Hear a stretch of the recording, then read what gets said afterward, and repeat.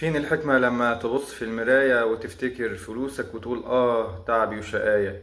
فين الحكمة من كده؟ مش ليه كده.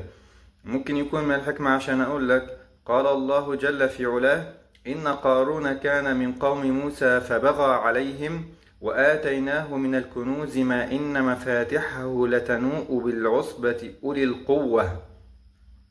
يعني الله سبحانه وتعالى قال وآتيناه، مش هو السبب، وآتيناه إحنا اللي أعطيناه.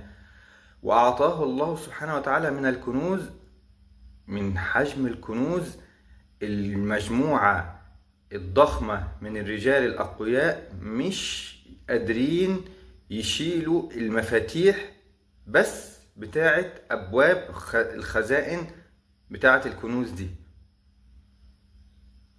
بعد كده قال الله سبحانه وتعالى على لسان قومه: وابتغ فيما آتاك الله الدار الآخرة. يعني نبهوه برضو إن ده إعطاء الله سبحانه وتعالى له، مش بفضله هو رد عليهم وقال إيه؟ لم يقل إلا كلمة واحدة. قال الله سبحانه وتعالى مخبرا عنه قوله: قال إنما أوتيته على علم عندي.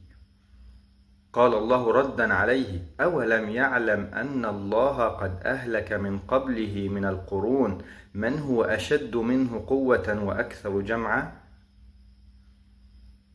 وبعد كده قال الله سبحانه وتعالى: فخسفنا به وبداره الأرض فما كان له